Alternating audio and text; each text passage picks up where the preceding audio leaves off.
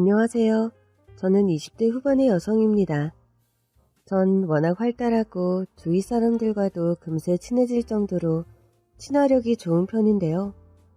어릴 때는 주로 남자애들과 뛰어놀다 보니 엄마는 선모성 같다며 걱정이 많았습니다. 엄마는 저와 정반대 성격이었거든요. 저희 엄마는 중산층 집안에서 태어나 풍요롭게 자랐습니다. 외할아버지와 외할머니는 명동에서 큰 보석상을 3개 운영할 정도로 수백억 대의 자산가였습니다. 그때 당시에 운전기사가 운전하는 승용차를 갖고 있다는 것만으로 주위에 부러움을 샀으니까요. 가게에는 노숙자나 거지들이 많이 찾아왔고 외할아버지는 어려운 사람들을 보면 지나치지 못하기 때문에 일일이 먹을 거며 돈을 챙겨주기도 했습니다. 그러던 어느 날 한 젊은 부부가 가게로 들어와서 사장님 안녕하세요. 저희 부부인데요. 지금 생활비가 필요해서 일자리를 찾고 있어서요. 혹시 여기 일할 사람 안 필요하세요? 기존 직원들이 있긴 한데 젊은 사람들이 딱하구먼. 저희 보육원에서 만나서 20살 되자마자 혼인신고하고 같이 살고 있는데요. 보육원 출신이라고 색안경부터 쓰고 잘 써주질 않아서 지금 월세가 밀려서 쫓겨날 상황이에요. 저희 정말 열심히 일할 수 있으니까 사장님 저희 일할 수 있게 부탁드립니다. 좀 많이 힘드셨군요. 그럼 두 분 저랑 같이 일해봅시다. 정말요? 감사합니다 사장님. 정말 열심히 일하겠습니다. 그래요. 저도 잘 부탁드릴게요. 내일부터 출근하시면 돼요. 외할아버지는 사정이 딱한 부부를 직원으로 채용했고 부부는 처음 일하는 것 치곤 너무나 능숙하게 일을 잘했습니다. 제 여자친구한테 프로포즈 할 건데 어떤 반지가 좋을까요? 아유 축하드립니다. 저도 집사람한테 프로포즈 할 때 고심해서 반지 골랐는데요. 뭐니뭐니 해도 다이아가 최고더라고요. 인생에서 제일 소중한 순간인 만큼 평생 기억되는 선물이 좋을 것 같거든요. 이 디자인 어떠세요? 가격대도 100만원대라 부담이 없고 요즘 잘 나가는 반지거든요. 좋네요. 다이아라고 1000만원 넘고 비싼 것만 있는 건 아니네요. 이걸로 주세요. 부부는 장사 수완이 좋아서 가게 매상도 많이 올랐습니다. 아유 두 사람 덕분에 장사가 잘 돼서 월급 올려줘야겠어. 아니에요. 지금 주시는 월급도 충분히 많은걸요. 저희 식대도 다 주시고 명절 때 보너스도 주시고 늘 사장님께 감사해요. 그러게. 벌써 여기서 일한 지도 1년이 됐네. 두 사람이 워낙 성실하고 일을 잘해서 이제 이 가게 맡겨놔도 되겠어? 저희 아직 서툴지만 더 시킬 일이 있으시면 저희한테 다 맡겨주십시오. 두 사람과는 가족처럼 친하게 지내다 보니 외할아버지는 본점인 이 가게는 거의 맡겨두고 2호점, 3호점에서 주로 일하게 되었습니다. 여보, 요즘 본점에 잘 안 가시던데 직원들한테만 맡겨도 괜찮겠어요? 부부가 나이는 어린데 손님 대하는 게 의젓하고 뭔가 믿음이 가. 보육원에서 힘들게 자라서 책임감이 있는 것 같더라고. 일하는 것도 꼼꼼해서 알아서 잘해서 맡겨놔도 괜찮겠어. 저도 가게 가서 두 사람 보니까 인상도 좋고 가게 청소부터 굳은 일까지 알아서 잘하긴 하더라고요. 당신이 알아서 잘하시겠지만 그래도 고가의 보석들이라 항상 조심하셔야 돼요. 그러던 어느 날 외할아버지가 지방에 출장 갈 일이 있어서 3일간 가게를 비워야 했습니다. 이번에 가게를 오래 비우게 되었는데 나 없이도 두 사람 충분히 잘할 수 있지? 네, 저희 믿고 일 잘 보고 오세요. 도착하시자마자 숙소 전화번호 알려주시면 급한 일 있을 때는 사장님께 전화드릴게요. 그래. 나 찾는 단골들 있으면 전화 주면 돼. 그렇게 외할아버지는 부부에게 가게를 맡기고 출장을 떠났습니다. 외할머니는 5살인 엄마를 돌보느라 가게는 나오질 않았습니다. 그렇게 출장 마지막 날 집으로 전화가 걸려와 선아 엄마, 마침 집에 있었네.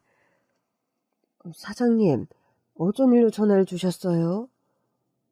일을 어째. 지금 빨리 가게로 가봐. 난리 났어. 네? 혹시 강도라도 들었나요? 그거보다 더해. 전화로 얘기하긴 그렇고 얼른 택시 타고 와. 외할머니는 부랴부랴 택시를 타고 가게로 갔고 가게에 들어선 순간 다리에 힘이 풀려서 그만 바닥에 주저앉고 말았습니다. 가게 안에 있던 값비싼 보석들과 고가의 시계들만 골라 사라졌고 진열대 유리가 깨져 난장판이었던 겁니다. 내가 오늘 아침에 복덕방 문을 열고 있는데 자기 금은방에서 일하던 부부가 큰 진본다리를 들쳐매고 급하게 나오더라고. 뭔가 낌새가 이상해서 가게로 들어가 봤더니 이 지경이 됐더라고. 아니, 어떻게 모조리 다 가져갈 수가 있어요? 이 돈이 다 얼만데. 남편이 가족처럼 믿고 잘해줬던 사람이 어떻게 이렇게 배신을 할 수가 있어요? 그나저나 양 사장님 언제 오시는 거야? 자기 혼자 어떻게 감당하려고. 이때 출장을 갔던 외할아버지가 도착했고 눈앞에 펼쳐진 광경에 얼어붙고 말았습니다. 여보, 이게 어찌 된 일이야? 도둑 든 거야? 도둑이 아니라 그 부부가 훔쳐간 거예요. 아니야, 그럴 리가 없어. 사장님, 제가 이 두 눈으로 똑똑히 봤어요. 여기 보석 다 들고 택시 타고 도망갔다고요. 얼른 경찰에 신고부터 하세요. 은혜도 모르고 천하에 몹쓸 사람들 같으니 당장 잡아야죠. 경찰서로 가서 직접 신고를 하니 이 사람들 상습법이에요. 정가도 있고 이름이며 주소 다 가짜예요. 가짜라뇨? 제가 정부님의 주민등록증도 다 확인했는데요. 그거 다 위조한 거예요. 1년 동안 사장님께 신뢰를 주고 범행할 날만 기다린 거예요. 마침 3일 동안 출장 가셨으니 그동안에 자기들 마음대로 한 거죠. 피해 물품 더 없나요? 이때 2호점 3호점 직원이 경찰서로 들어와서 사장님 어떡해요. 진혁씨가 2호점에 와서 사장님이 시키셨다면서 제일 비싼 보석들이며 시계들을 몇 개 가져갔어요. 평소에도 저희 2호점에 와서 사장님 신부를 몇 번 해가서 전혀 의심을 안 했죠. 죄송합니다, 사장님. 3호점도 마찬가지예요. 저 진짜 감쪽같이 속았어요. 이거 완전히 작정하고 덤볐네. 완전 부부 사기단이네. 잡기 쉽지 않을 것 같은데요? 그렇게 하루아침에 보석상 3개를 적게 되었고 그 사기꾼들은 끝내 잡히질 않았습니다. 외할머니는 화병으로 쓰러져 병원에 입원했고 외할아버지는 매일 문 닫힌 가게 앞에서 술을 마시며 나를 꼬박 새기도 했습니다.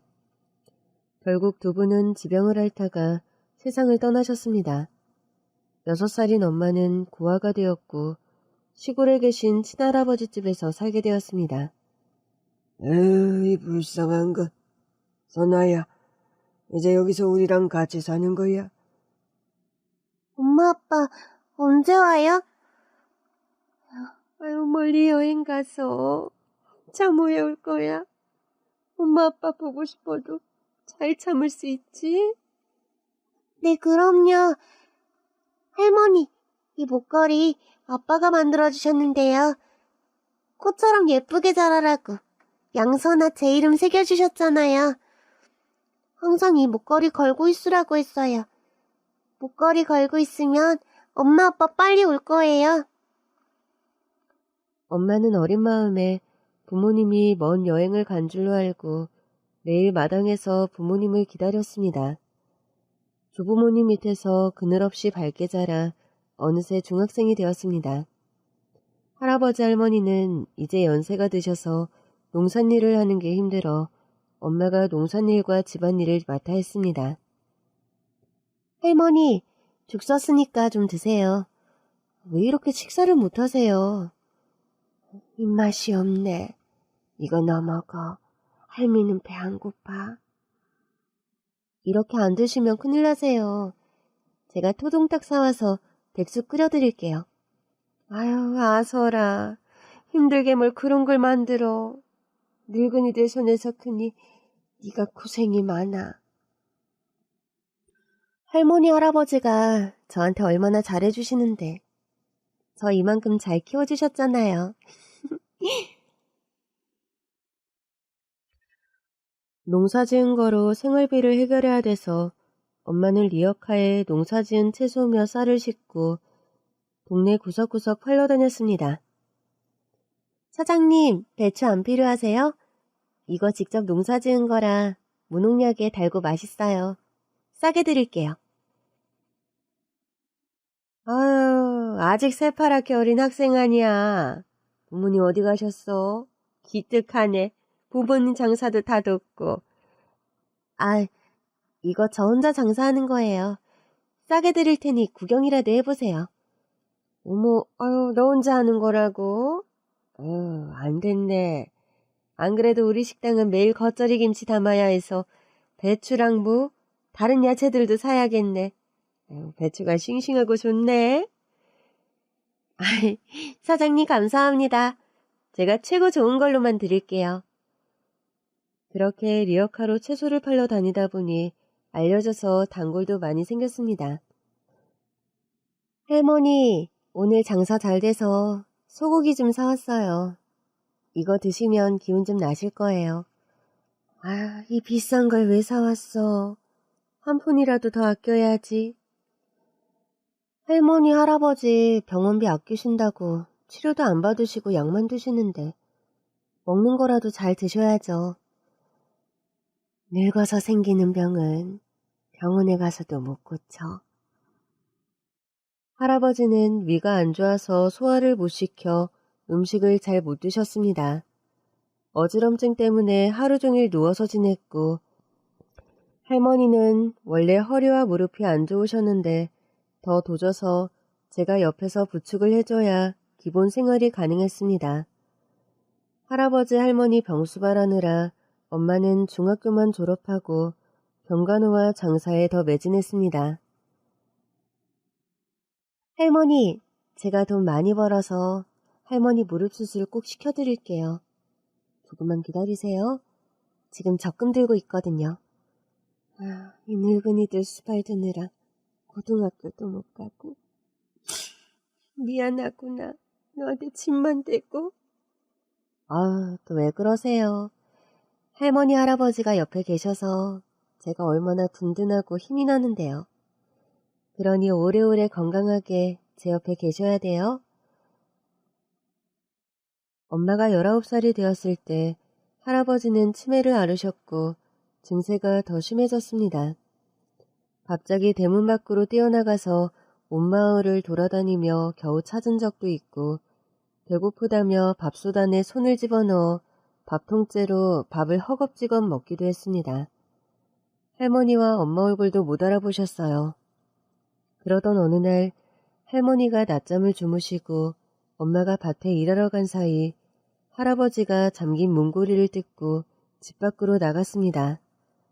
엄마는 온 마을을 다니며 할아버지를 찾았으나 본 사람이 없다고 합니다.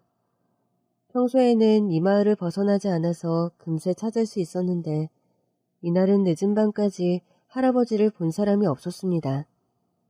밤 12시가 다 되어서 집으로 돌아오자 할머니가 선아야, 할아버지 찾았단다.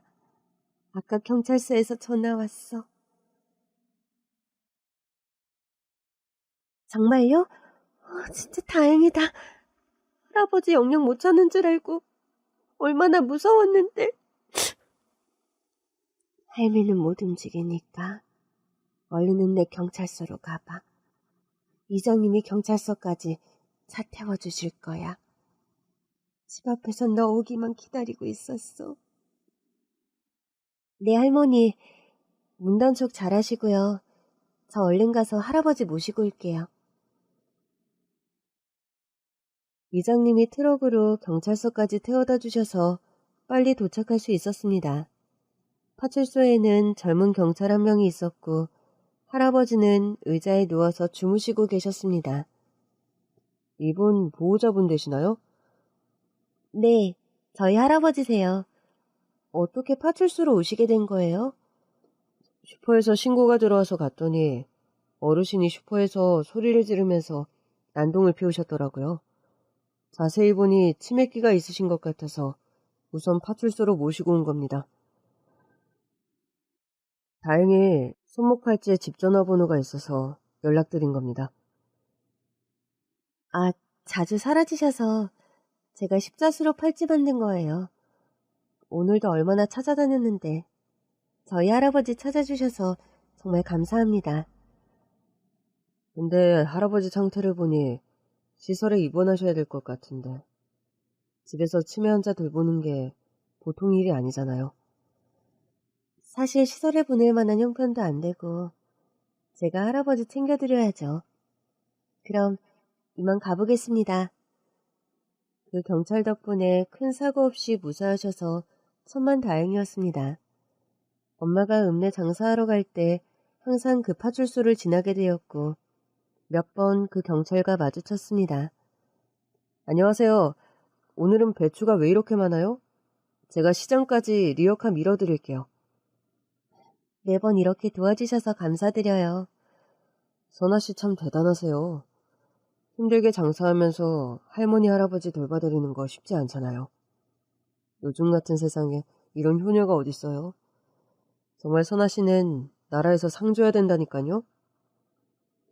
그렇게 그 경찰관과 가까워졌고 저를 여동생처럼 챙겨줬습니다. 집안 형편이 어려운 걸 알고 쌀포대를 직접 이고 와서 주기도 하고 수시로 와서 농산일을 거들어줬습니다. 오빠, 빨리 파출소 들어가 봐야 되는 거 아니에요? 이거 저 혼자 마무리할게요. 아니야, 다 했어. 넌 저기 그늘에 앉아서 좀 쉬고 있어. 일 끝나고 나면 오빠가 시원한 냉국수 사줄게. 남자는 경제적으로 힘든 엄마에게 돈까지 주면서 여러모로 큰 버팀목이 되었습니다. 치매가 심해지신 할아버지는 밤에 주무시듯이 세상을 떠나셨고 몇 개월 후 할머니도 할아버지 곁으로 떠나셨습니다. 선아야, 이제 너 혼잔데 여기에 있을 이유가 없잖아? 오빠 서울로 발령 나서 다음 주에 떠나야 되는데 나랑 같이 서울 가자. 내가 너 평생 먹여 살릴게. 그 말은 결혼하자는 건가요? 내가 무뚝뚝해서 그런 말 잘 못해서. 그렇게 오누이처럼 지내면서 두 사람은 서울로 와서 조촐하게 결혼식을 올렸습니다. 아빠는 원래 서울에서 태어나 경찰 공무원이 되었고 엄마가 계신 시골로 잠깐 발령이 나서 오게 되었던 겁니다. 아빠는 어릴 때 할아버지가 돌아가셔서 할머니 혼자 식당 일을 하면서 아빠를 키우셨고 아빠는 착실하게 공부 잘하는 모범생이었습니다. 아들만 바라고 사셨던 할머니는 경찰 공무원인 아빠를 좋은 집안의 여자와 결혼시키려고 했는데 고아인 엄마가 처음 봤을 때부터 탐탁치 않았습니다. 병수야, 너가 얘 없으면 안 된다고 통사정을 해서 결혼은 허락해줬지만 엄마가 너무 속상해. 그 좋은 혼사짜리 다 거절하고 왜 하필 얘냐고. 많이 배우고 똑똑한 여자들은 자기 잘났다고 남자 무시하고 무슨 머슴 취급하잖아요. 그런 콧대 높은 여자보다 남자 말 잘 듣고 착한 선아가 10배 100배 더 좋아요. 어머니도 선아랑 좀 더 친해지시면 마음에 드실 거예요. 너가 좋다니까 엄마가 무슨 말을 하겠니. 나이가 너무 어려서 살림이나 제대로 할지 모르겠네. 어디서부터 가르쳐야 할지 막막하다. 어머니는 신경 안 쓰셔도 돼요. 제가 하나하나 다 가르칠 거예요. 할머니는 같은 아파트에 살면서 자주 부모님 집을 들렀습니다. 어머니 오셨어요? 얼른 식사 준비할게요. 얘는 나만 보면 자리부터 피하려고 해. 경수는 오늘도 늦는다니? 네, 야근이라고 일찍 자라고 하더라고요. 에휴, 네가 이래서 어리다는 거야. 남편이 잘한다고 진짜 자려고 했던 거야?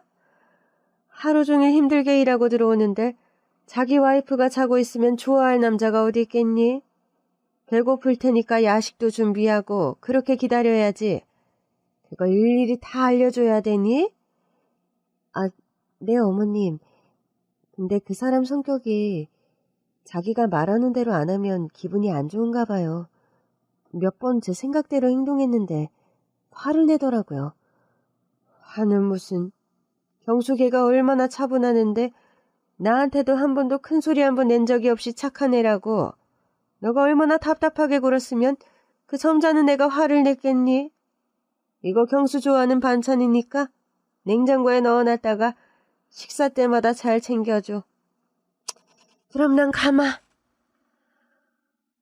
아빠는 그날 밤 새벽 3시에 퇴근했고 잠 안 자고 기다리고 있는 엄마에게 당신, 내가 말한 거 우스워? 나 기다리지 말고 일찍 잘했지. 왜 내 말을 안 들어? 아까 어머님 다녀가셨는데요. 남편 퇴근하기 전까지 잠 자지 말고 기다리라고 하셔서요. 그건 어머니 생각이고 당신은 내가 하라는 대로 하면 돼. 당신 생각은 안 중요하다고. 아무 생각하지 말고 내 말만 들어. 원래 아빠 성격이 권위적이긴 하지만 엄마한테 대하는 태도는 도가 지나쳤어요. 나 출근하고 9시에 찌개랑 고기 데워서 아침 먹고 10시에 아파트 공원 산책해. 11시에 마트에 가서 내가 장보라고 한 거 그 브랜드 그대로 사오고 1시에 국수 삶아서 점심 먹어. 점심은 간단하게 먹는 게 건강에 좋아. 오늘 미용실 가는 날이지?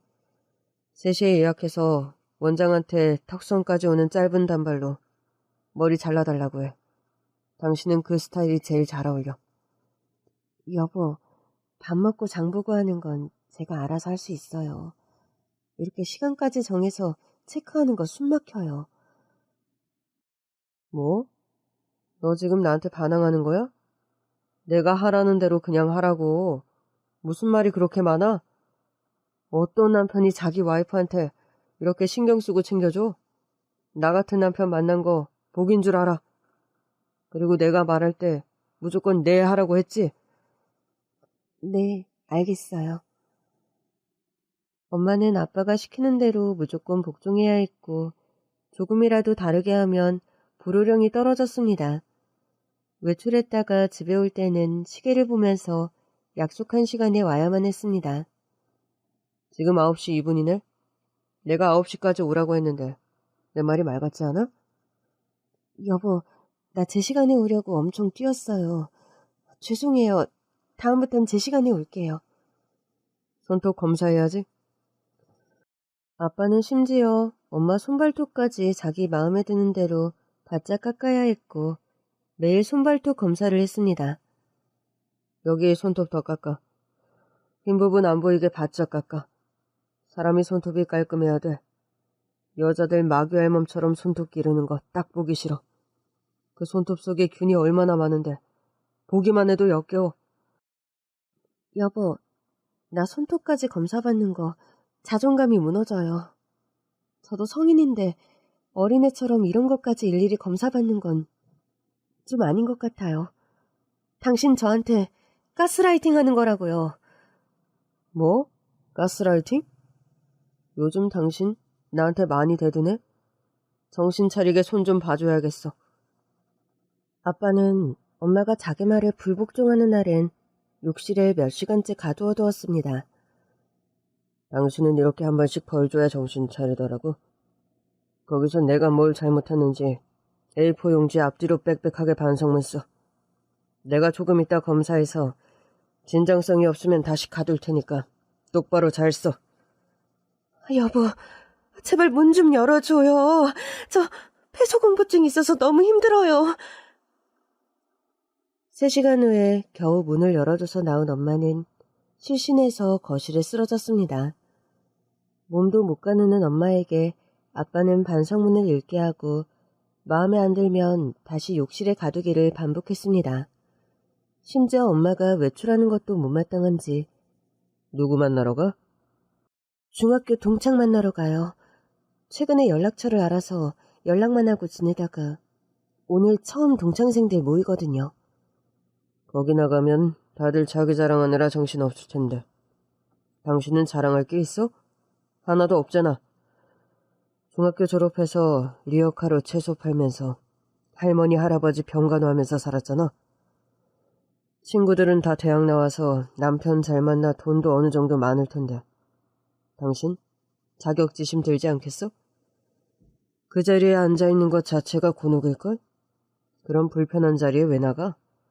그 시간에 집에서 요리 공부 더 하겠다. 당신, 내가 요리사 자격증 시험 치라고 한 거 기억하고 있지?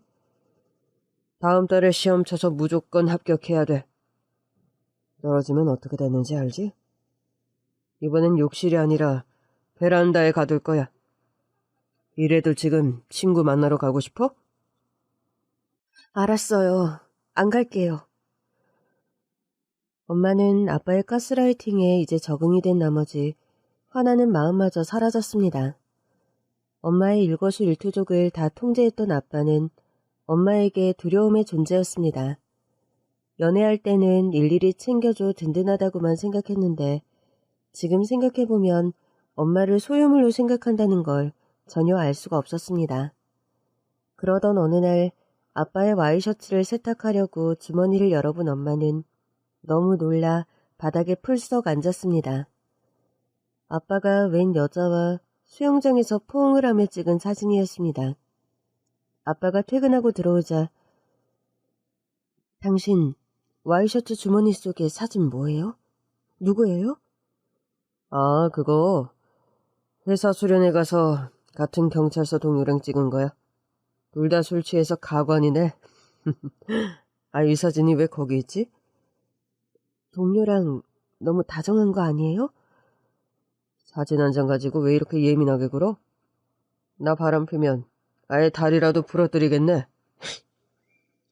아빠는 과도하게 화를 내며 거실로 나가버렸고 엄마는 내내 찝찝한 마음을 지울 수 없었습니다. 며칠 후 엄마는 아빠가 강력사건을 맡았다면서 며칠째 집에 들어오지 않아 옷과 속옷을 챙겨 늦은 밤에 경찰서로 갔습니다. 경찰서는 총 7층 건물로 아빠가 일하는 곳은 3층이었습니다. 근데 3층에 있는 사무실에 불이 꺼져 있어서 복도를 따라 걷다가 4층에서 인기척 소리가 나서 계단을 올라갔습니다. 계단 앞 사무실에 불이 켜져 있었고 남자와 여자가 웃는 소리가 들렸습니다. 괜히 일하는데 방해될까봐 돌아서려는데 닫힌 문 안에서 나는 남자 소리는 아빠 목소리였습니다.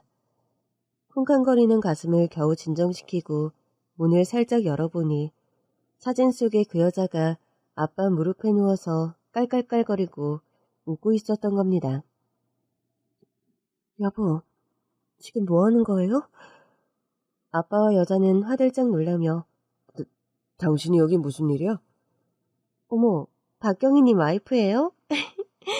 어차피 만날 거 지금 인사드려야겠네. 안녕하세요. 저 박경수 경위님과 사귀고 있는 이수진이에요. 같은 경찰서 보안과에서 근무하고 있어요. 뭐예요? 우리 남편과 사귄다고? 아니 어떻게 그런 말을 이렇게 뻔뻔하고 당당하게 얘기할 수 있어? 맞아. 이경사랑 가까워진 지 한 2년 됐나? 당신하고는 급이 다른 여자야. 말도 잘 통하고 센스 있지 내도 잘하지. 내가 이런 복덩이를 만나다니. 전생에 하늘을 구한 거지. 당신 나한테 미안하지 않아요? 잘못했다고 무릎 꿇고 빌어도 시원찮을 판에 저 여자 칭찬을 내 앞에서 해요? 아, 옷 주러 온 거면 그거 주고 가. 우리 방해하지 말고. 엄마는 거의 실신 상태로 집까지 왔고 숨죽여 밤새 울었습니다. 엄마가 아빠의 외도 사실을 안 이후로는 대놓고 외박을 하고 집에는 거의 안 들어왔습니다. 고등학생인 저는 아빠에게 당장 그 여자랑 헤어지라고 화를 냈지만 아빠는 되려 앞으로 새엄마가 될 사람이라고 얘기하는데 아빠가 정상으로 보이질 않았습니다. 며칠 후 주말 아침에 누가 찾아와서 문을 열어보니 웬 경찰 유니폼을 입은 여자가 서 있었습니다. 경수씨, 저 왔어요. 이봐요. 누구신데 우리 집에 함부로 들어오는 거예요? 어머, 예순봐. 어른 보면 인사부터 해야지. 아니, 여기가 어디라고 찾아온 거야? 교양 있게 우리 얘기해요. 경수씨가 저 초대한 거라고요. 오늘 어머님 생신일 있죠? 엄마 곧 오실 거야. 이경사는 소파에서 좀 쉬고 있어. 당신 뭐해? 얼른 음식 준비 안 하고. 여보, 지금 제정신이에요? 저 상간녀를 어머니께 보여드린다고요? 엄마한테는 다 말씀드렸어. 그랬더니 한번 보고 싶으시대. 이때 근처 사시는 시어머니가 들어와서 분위기가 왜 이래? 어머, 경수씨 어머님이시죠? 처음 뵙겠습니다. 경수씨랑 같은 경찰서 보안과에서 근무하는 이수진 경사라고 합니다. 경찰 유니폼 입은 모습이 너무 근사하네. 경수씨가 꼭 유니폼 입고 오라고 해서요. 자, 우선 식사하시면서 얘기 나누자고. 애미야, 갈비찜이랑 음식 내오거라. 어머니, 저 여자가 지훈 아빠랑 바람난 불륜녀라고요. 저런 여자를 어떻게 집안에 들일 수 있어요? 당장 내쫓으세요, 어머니. 저 여자 보는 거 너무 괴로워요. 당장 나가지 못해요? 전 여자 팔을 끌어서 현관 쪽으로 끌고 갔고 아빠가 오더니 저를 밀쳐서 바닥에 쓰러졌습니다. 엄마는 저를 끌어안고 오열을 했고 아빠와 할머니는 저희한테는 관심도 없었습니다. 되려 할머니는 엄마에게 식사 시중을 들게 하고 상간녀 식사만 챙겼습니다. 엄마는 마치 투명인간처럼 서 있었고 다들 웃는 모습이 너무나 행복해 보였습니다. 식사가 끝나고 아빠는 상간녀와 같이 할머니 선물 사드린다면서 나갔습니다. 엄마, 나 너무 속상해. 아빠는 인간도 아니야. 어떻게 엄마 앞에서 버젓이 불륜을 저지를 수가 있어? 지훈아, 내 딸 불쌍해서 어떡해? 엄마도 어떻게 할지 모르겠어. 아무 생각이 안 들어. 너무 답답하고 숨 쉬는 것조차 힘들어. 그날 밤 아빠는 집에 들어오지 않았고 엄마는 욕실에서 스스로 생을 마감했습니다. 엄마의 장례식을 치르자마자 아빠는 상간녀를 데리고 와 한 집에서 같이 살았습니다. 남들 시선도 있고 해서 당장 결혼식은 못 올리고 혼인신고부터 한 겁니다. 수진아, 애들 엄마 떠난 지 얼마 안 됐는데 내가 재혼한다면 경찰서 직원들도 이상하게 생각할 거니까 한 6개월 후쯤에 식 올리자. 그때까지 기다려줄 수 있지? 아, 속상해. 우리가 일반 직장인이면 상관없는데 둘 다 경찰 공무원이니까 신경 쓸 게 한둘이 아니야. 응? 사랑도 떳떳하게 못하니. 지훈이 너 새엄마 말씀 잘 듣고 잘 지내야 돼. 누가 새엄마인데요? 엄마 떠난 지 얼마나 됐다고. 어떻게 저 여자랑 재혼할 수 있어요? 아빠 너무하세요. 엄마한테 그러시면 안 돼요.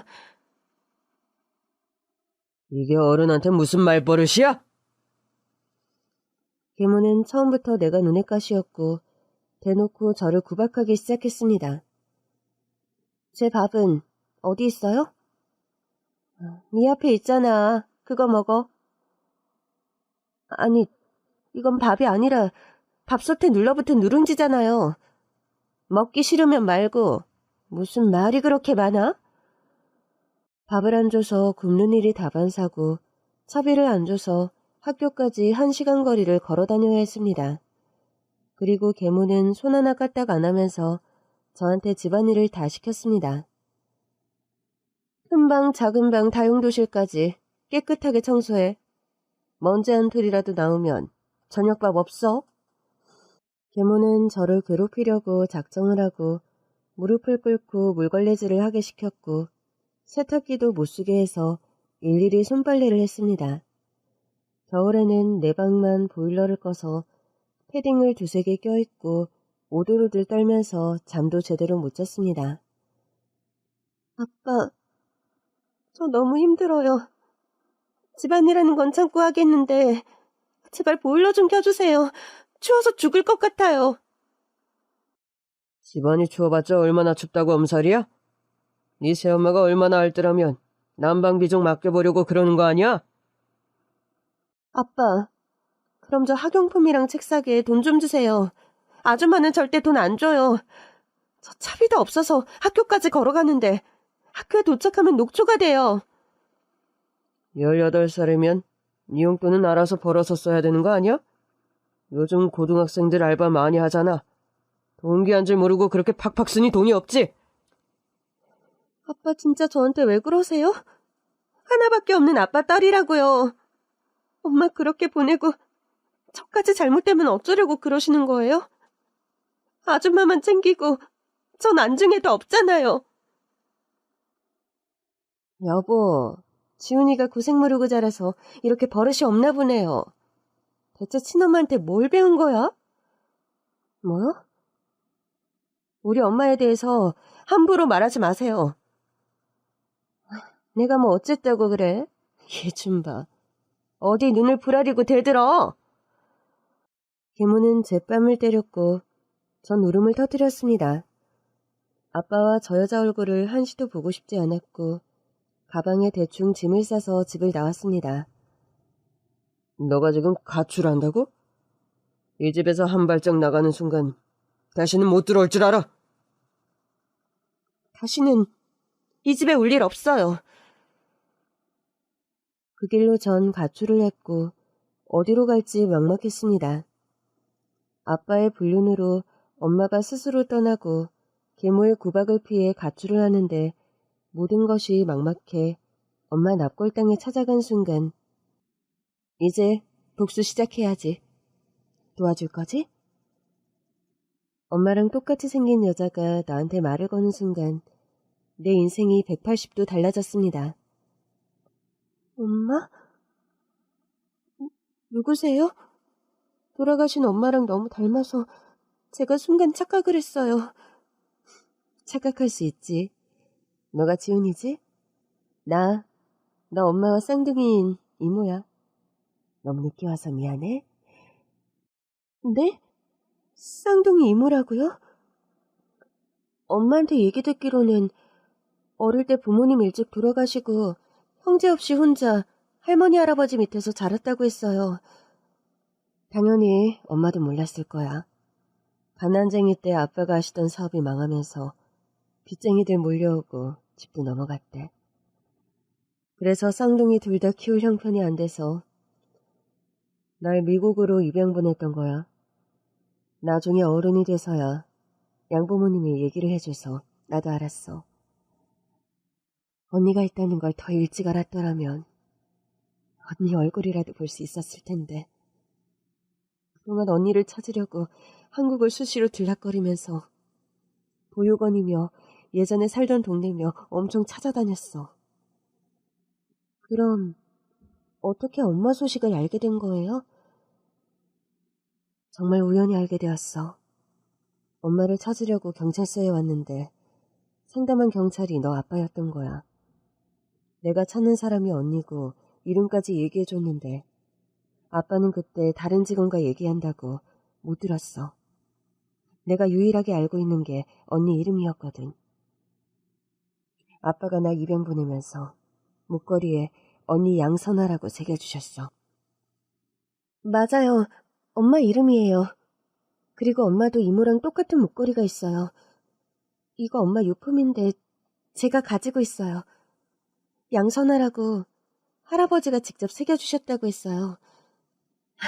세상에, 나랑 똑같은 목걸이구나. 형부랑 상담하는데 책상에 올려놓았던 휴대폰이 울렸고 거기에 양선아라고 이름이 뜨는 거야. 통화 내용을 들어보니 아내더라고. 순간 이 여자가 내 언니일 수도 있겠다 싶었지. 그래서 흥신소에 의뢰해서 뒷조사를 해보니 언니가 확실했어. 그런데 흥신소에서 형부를 미행하다 보니 다른 여자랑 만나는 걸 알게 되었고, 그것도 같은 경찰서에서 일하는 경찰이란 사실에 엄청 화가 났어. 우선 불륜 현장부터 사진으로 남겨야겠다는 생각이 들더라고. 흥신소에서 찍은 사진이 엄청 많아. 그 사진을 들고 언니를 찾아갔을 때는 이미 이 세상 사람이 아니었어. 언니 장례식장에서 내가 누군지 말도 못하고 언니 마지막 가는 길을 함께 했어. 아, 그러고 보니 어렴풋이 기억나요. 납골당에서 웬 여자분이 오열하시길래 언니랑 친한 분이시구나 이렇게 생각했는데 그게 바로 이모였어요. 맞아. 지윤아, 아까 이모가 한 말 기억나지? 언니 그렇게 만든 사람들 꼭 복수할 거야. 네, 이모. 저도 같이 도울게요. 아직 아빠는 이모의 얼굴도 모르고 엄마에게 쌍둥이 여동생이 있다는 사실조차 모르기에 이모는 다음날 아빠와 계무가 일하는 경찰서로 찾아갔습니다. 박경희님, 안녕하세요. 네, 오랜만이시네요. 어떻게, 언니 소식은 좀 들었어요? 네, 그렇죠 뭐. 그때 아내분과 통화하시는 게 참 다정해 보이시던데. 아내분은 잘 계시죠? 아, 제 집사람이 뺑소니 차에 치여서 그만 먼저 떠났습니다. 제가 더 신경 썼어야 했는데. 아, 저런. 제가 괜한 걸 여쭤봤네요. 박경희한테 아내 얘긴 꺼내지도 마세요. 갑자기 교통사고로 아내 잃고 얼마나 힘들었는데요. 우리 경찰서에서도 소문난 인꼬 부부였으니까요. 그러셨군요. 교통사고 당하셨다면 경찰이니까 당연히 그 뺑소니범 잡으셨겠네요? 그러게 그 뺑소니범 잡았다고 했나?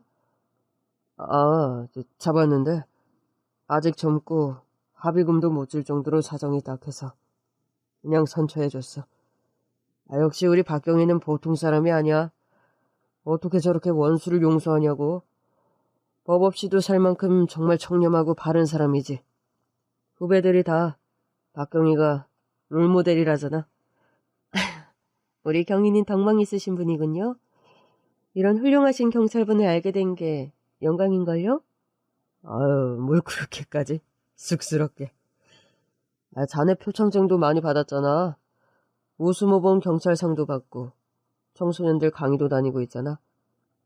애들 장래희망이 자네처럼 훌륭한 경찰관이 되고 싶다고 했잖아. 박경희님, 제가 미국에서 주얼리 사업을 하는데 한국 지사를 준비하고 있어요.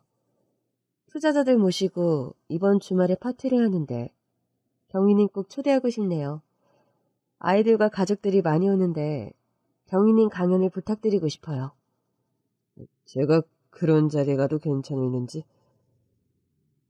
아빠는 이모의 잔을 흔쾌히 수락하고 주말 파티에 참석하기로 했습니다. 저는 이모가 머물고 있는 호텔 스위트룸에서 같이 지내고 있어요.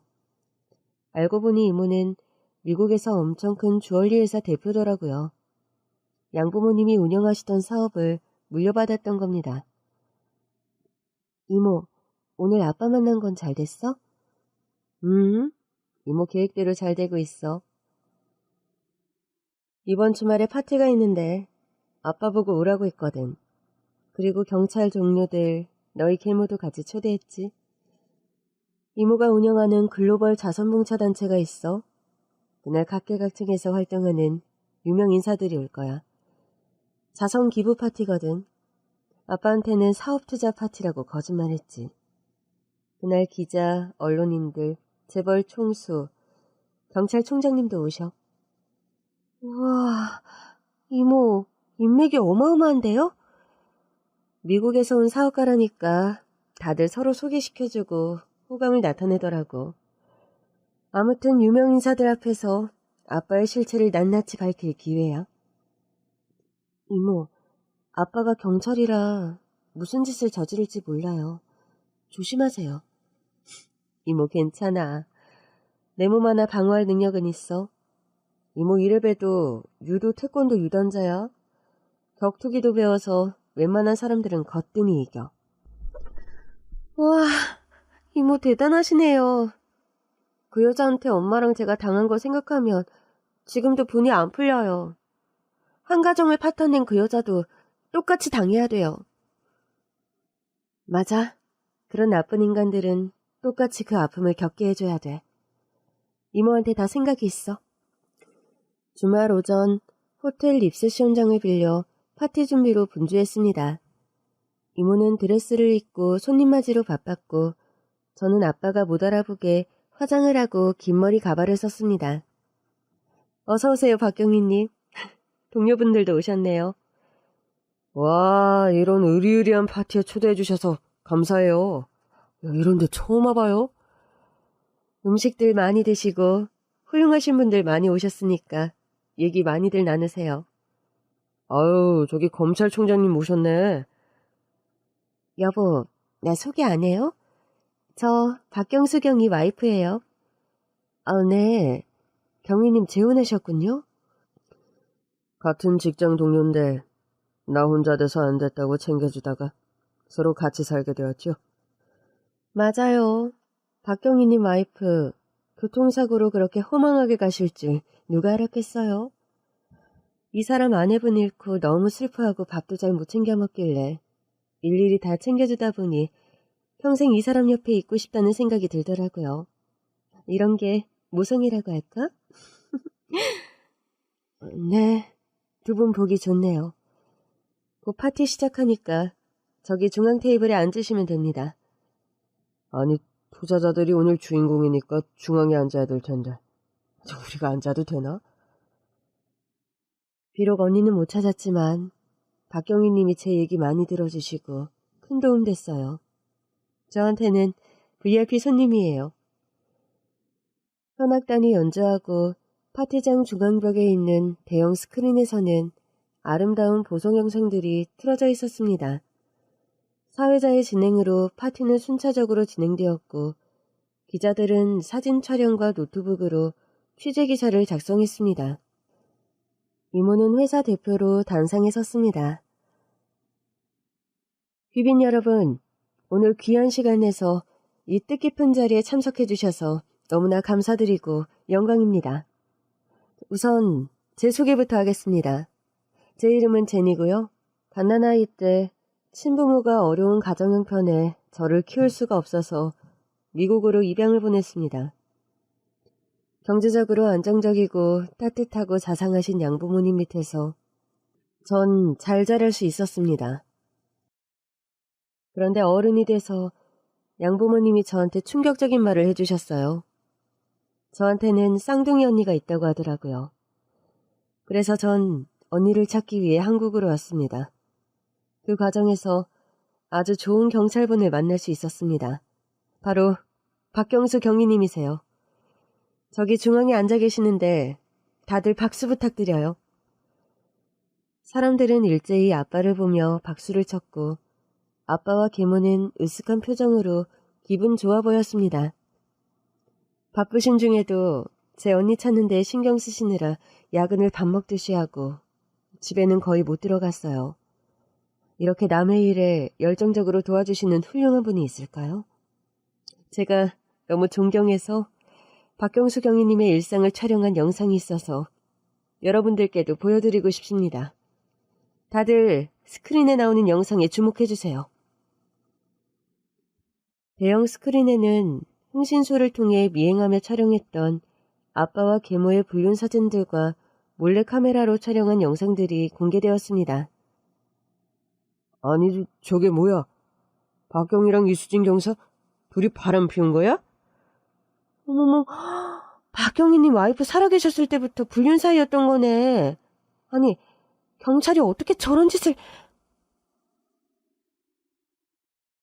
아빠와 계모는 충격을 받았는지 꼼짝을 못하고 스크린에 시선이 꽂혔습니다. 제가 오늘 이 자리에 여러분들을 초대한 이유는 이 두 사람의 추악한 민낯을 공개하려는 목적이었습니다. 왜냐하면 제가 어릴 때 헤어졌던 쌍둥이 언니 양선아 씨가 저 박경희 와이프였거든요. 뭐? 우리 집사람이 언니라고? 무슨 말도 안 되는 소리야? 저 여자 제정신 아니야. 이거 다 조작된 영상이에요. 이 여자 말 믿지 마세요. 여러분, 더 충격적인 내용은 지금부터입니다. 저희 언니는 뺑소니 교통사고로 세상을 떠난 게 아니고 두 사람이 불륜을 저지른 것도 모자라 아예 집까지 찾아와서 시어머니와 합세해 언니를 괴롭혔습니다. 도저히 견딜 수 없었던 언니는 스스로 그렇게 떠났습니다. 그런데 저 추악한 두 사람은 언니가 사고로 사망했다고 거짓말로 주변에 알려서 자신들의 이미지를 좋게 포장했어요. 타의 모범이 되어야 하는 경찰 공무원이기 때문이었죠. 언니를 보내고 한 달도 안 돼서 두 사람은 살림을 합쳤고 혼인신고를 했습니다. 남들 시선 때문에 차마 결혼식까지는 못 올린 거죠. 그리고 하나밖에 없는 우리 조카에게 가슴 구박을 일삼았습니다. 세탁기도 못 쓰게 하며 손빨래를 시켰고 겨울에 조카방만 난방을 안 해줬죠. 밥도 솥에 눌러붙은 누룽지를 주거나 아예 굶겼어요. 돈 한 푼 안 줘서 조카는 학교까지 걸어가야 했고 학용품도 제대로 못 샀어요. 어떻게 친아빠라는 사람이 여자한테 홀라당 넘어가서 자기 딸에게 어떻게 그런 심한 짓을 할 수 있는지 너무 화가 나서 피가 거꾸로 솟는 것 같았습니다. 저 파렴치한들의 얼굴을 똑똑히 기억하세요. 기자님들, 기사 잘 써서 전국으로 뉴스 보도해주세요. 현직 경찰관이 동료 경찰과 바람이 나서 본처 스스로 목숨을 끊게 만든 인륜을 저버린 최악의 사건으로 전 국민에게 다 알려주세요. 아니 지금 뭐 하는 겁니까? 왜 허락 없이 내 사진을 찍는 거냐고? 인권 침해로 다 고소할 거야! 아빠는 이성을 잃고 테이블을 엎고 난동을 피웠습니다. 그 자리에 있던 경찰청장은 극대노하면서 아빠와 계모를 쳐다보며 당장 징계 처리하겠다고 합니다. 그렇게 파티장에서 그동안 감춰졌던 두 사람의 추악한 모습이 공개되면서 인생의 나락으로 떨어졌습니다. 뉴스와 신문에 소개되면서 길거리를 지나가면 손가락질과 계란 세례를 받을 정도로 국민들의 공분을 샀습니다. 그뿐 아니라 이모는 변호사를 선임해서 소송을 준비했습니다.